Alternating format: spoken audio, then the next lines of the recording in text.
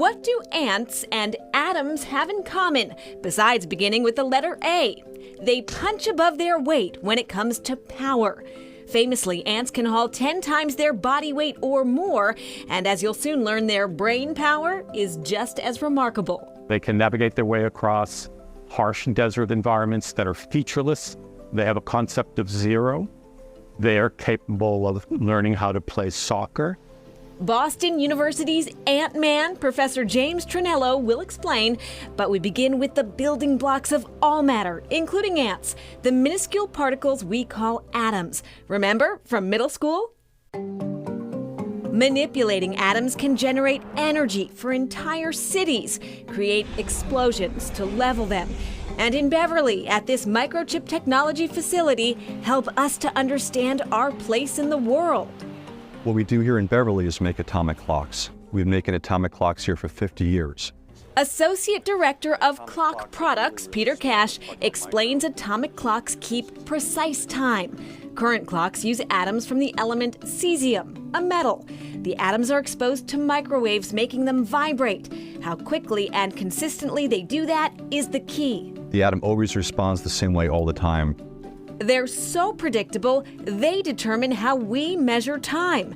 Since 1967, a second has been defined by how long it takes a cesium atom to vibrate more than 9 billion times.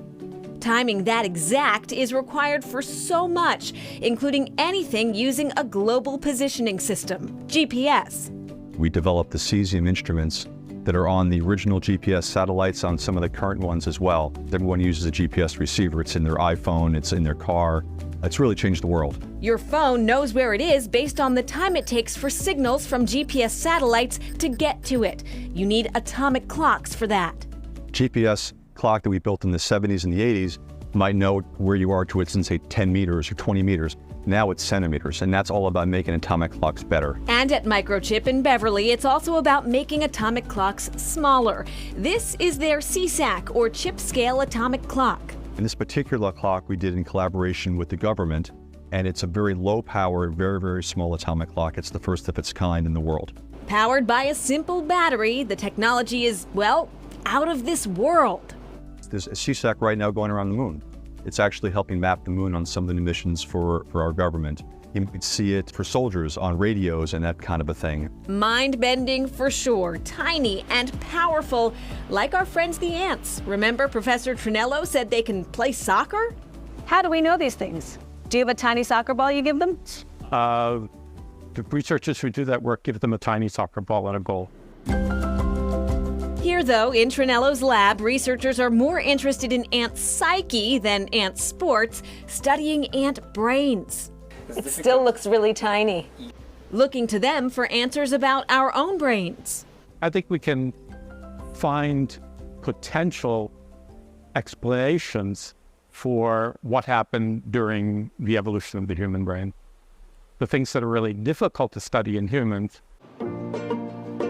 These are leafcutter ants. PhD student Jordan Smith finds them fascinating. The humans and ants, we're pretty different, but we both have division of labor. We do some similar things, and ants can be a way to look at that outside of like a human context. These ants are essentially farmers, using pieces of leaves to grow fungus that they eat. The fact that they have agriculture, that's just super cool. The smallest ones tend the fungal garden.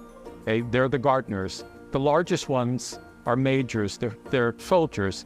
They're largely to keep army ants away from colonies in nature. Mid-sized individuals are responsible for cutting and transporting leaves. You can't hear them, but ants do communicate. A lot of it's chemicals that basically cause other individuals to behave in particular ways. Trinello says the micro but mighty ant brain can teach us all about the power of collective intelligence, the impact of working together. You know the expression that a room of people is smarter than the smartest person in the room. So that's basically what collective intelligence is. And ants are collectively very, very, very intelligent.